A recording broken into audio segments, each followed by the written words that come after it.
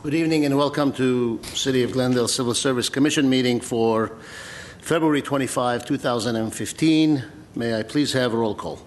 Commissioner Yakubian? Here. Commissioner Manukian? Here. Chair Gazarian? Here. Commissioner Yarigi should arrive shortly, and Commissioner Devine is absent tonight. Thank you. Next item, please. Minutes. Move to approve, dispense from reading. If I may, I think we need to put this off to the next meeting because the people who are here who can vote on it were not here at the previous meeting. So, who were the people? I believe I was there. I was here. Commissioner Devine was not. Okay. And then Commissioner Devine, Commissioner Manukian, and Chair Gazarian were the three people who were here. So if we had the vote, then we would only have two affirmative votes unless the other commissioners have had an opportunity to review the tape and can vote on that. I have no issue with that. That's the proper thing to do. Thank you. I withdraw my motion. We will defer item number 2 for the next meeting. Next item, please. Let the record show Commissioner Yarigi has arrived. Next item, oral communications. Thank you. I have no cards and I see no one approaching the podium. Next item, please. Recruitment and examination report. Thank you. Mr. Doyle. Mr. Chair, thank you. This is a note and file item. This is our recruitment and examination report showing all the various recruitments that currently underway by our staff. You see essentially the names of the recruitments that are occurring, filing periods, exam dates, also the staff that's been assigned. And with the departure of Ms. Rosie Akopian last month, we've had to reshuffle some of the departments, so each of the staff have picked up a few different departments, but otherwise everything's under control more or less. We have 40 recruitment processes at various stages. That's down a bit from about 50 from the last two meetings, but nevertheless, staff remains very busy with this. If there are questions, I'd be happy to try and answer them. As I said, this is a note and file item. Any questions? Thank you. Next item, please. Eligible list established. Thank you. Mr. Doyle? Mr. Chair, members of the Commission, this too is a note and file item illustrating the eligible lists that have been established since our last meeting. It's quite a long list. Staff has been fairly busy conducting these recruitments and establishing the lists.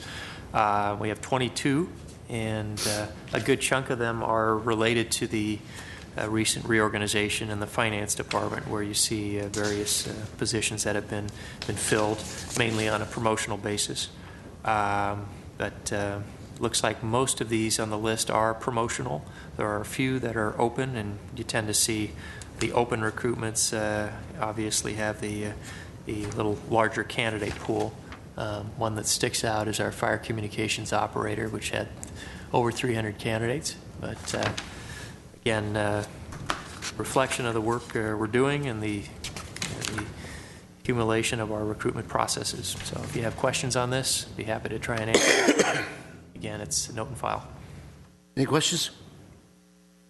Thank you. Next item, please. Job bulletin for approval, Deputy Fire Chief. Thank you. Mr. Doyle? Mr. Chair, members of the Commission, this is a item that requires a vote of the Commission. It's a bulletin for approval for Deputy Fire Chief. I think I've gone over this a few times, but essentially job bulletins typically don't come before the Commission for approval. We simply post them. It's the specifications that require your approval, but there are a few exceptions to that, and one of them is when a recruitment is being conducted for what we call a safety sworn promotional position. Under our rules, those are required to come before the Commission. This is Deputy Fire Chief, which is the number 2 position in our fire department, and this position we've actually posted it already. We had sought the chair's approval to post because the fire chief was interested in posting it in conjunction with our last meeting, but our last meeting got canceled. So nevertheless, this recruitment was posted, I think, effective February 4th, and we're seeking your approval after the fact. This bulletin is fully consistent with the class specification for a deputy fire chief. There's one small exception, and of all the degrees and the classes that are required to hold this position, there's one that we have removed as a requirement, and that's this S420 class, which is a class that's somewhat obscure and hard to get. That's offered by the California State Fire Marshal's Office, and really, as it's been explained to me, it's only available by invitation only. Therefore, we're asking that this be approved without that one class.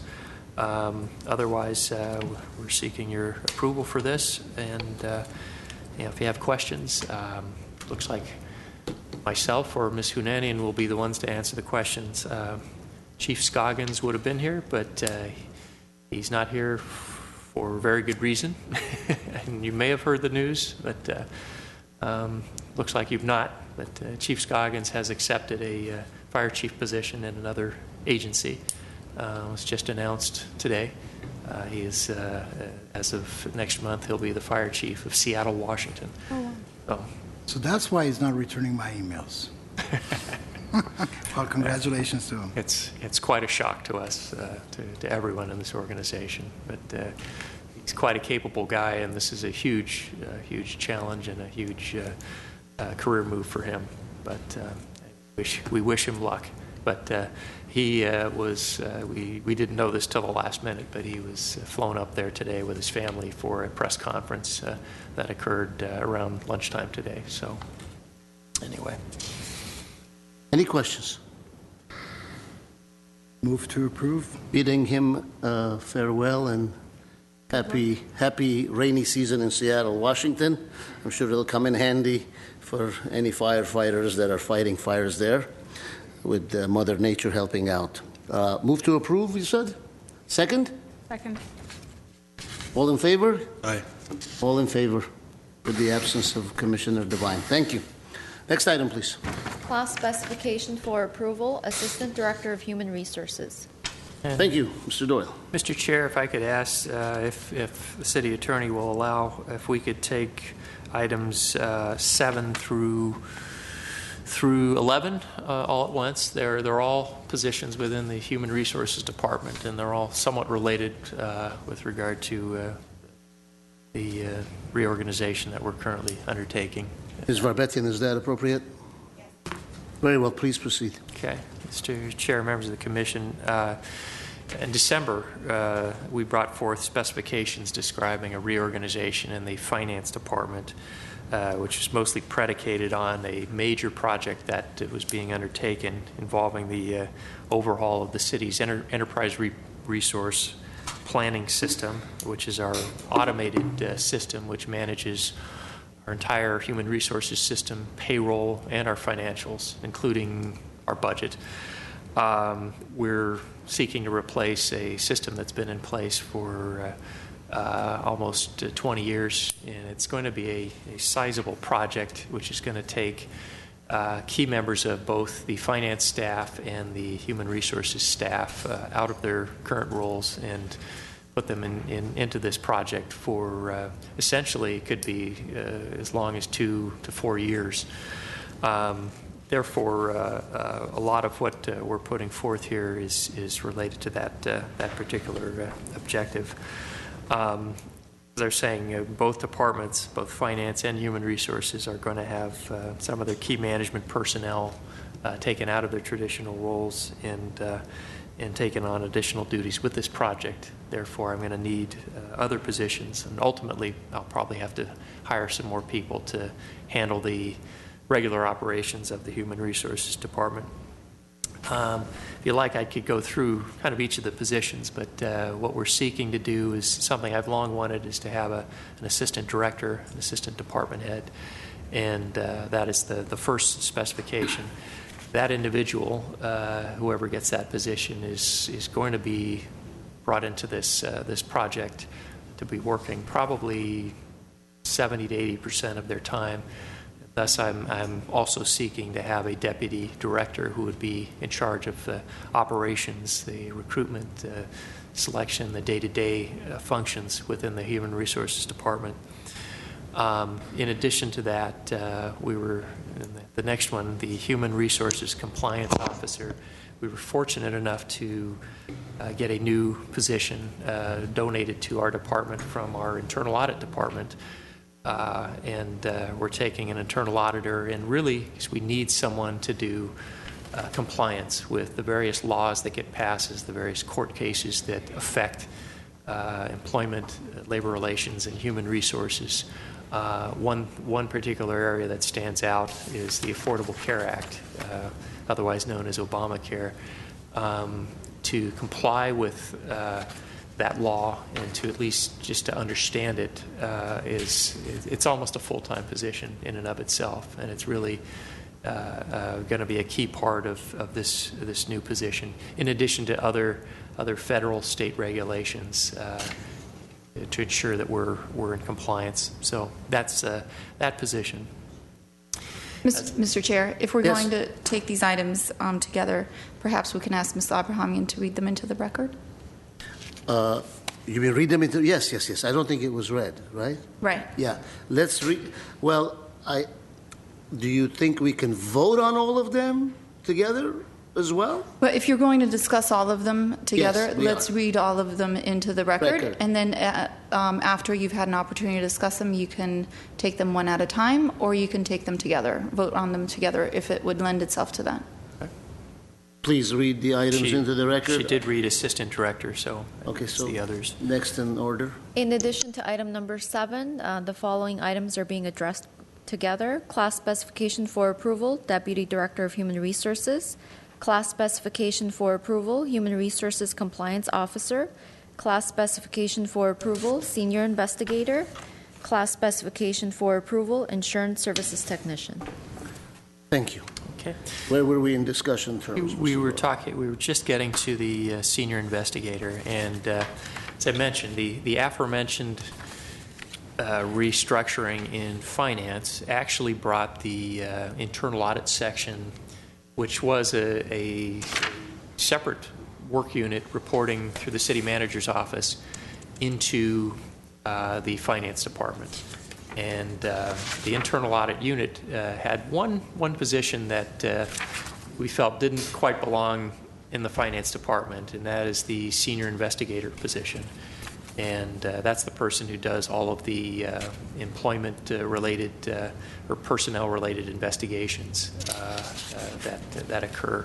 It's actually quite a robust and busy position. Anytime we have a complaint or an allegation, discrimination, misconduct, we assign it to this individual. Again, previously, that position reported up to the city auditor's office. With the city auditor's office being placed under finance, city manager, myself, and the city auditor all felt that position should have a reporting relationship to human resources. So that specification is not a new one, it's a revised one, but it's just the only change to that specification indicates the reporting relationship to me versus the city auditor. Okay. And the last one is the insurance services technician position, and this is a new classification that was approved by the City Council to address insurance procurement approvals and managing our liability claims database. Right now, this is being handled by someone in a generic administrative classification, but they've been doing this job for close to 10 years. And it really has become a specialty, and we've carved a specification and job title to meet the specific needs of someone working in the insurance area. And this is a position, again, that is under our risk management, which is jointly overseen by Human Resources and our City Attorney's Office. So with that, those are the changes.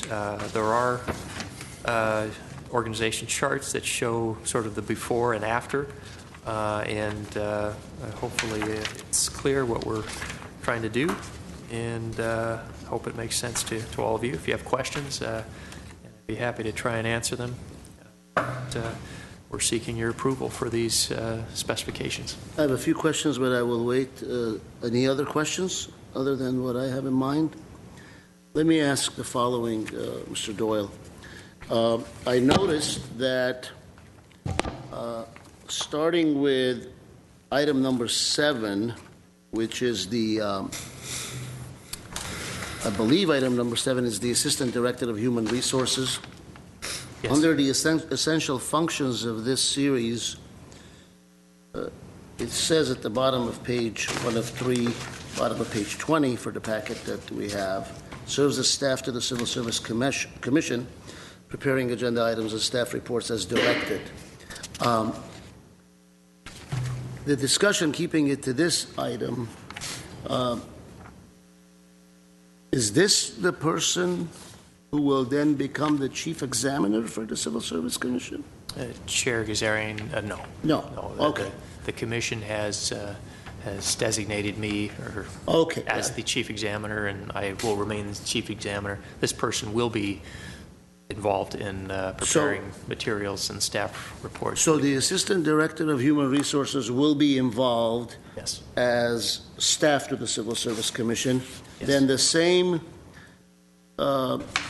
applies to item number 8, the Deputy Director of Human Resources, because he or she, whoever occupies that position, appears to be also serving as staff to the Civil Service Commission. That is correct, sir. Okay. Every one of my professional staff in some way or another at one time or another will serve as your staff, Okay. whether it's a hearing or whether it's an item that they have to bring before the commission. So then I shouldn't be concerned that item number 9, 10, and 11, they don't appear to have in their description the same provision that they serve as staff to the Civil Service Commission, because in the final analysis, they all serve under the direction and supervision of Director of Human Resources, Yes. who happens to be the Chief Examiner of the Civil Service Commission. So really, by extension, they all serve as staff to the Civil Service Commission as you deem necessary. Sir.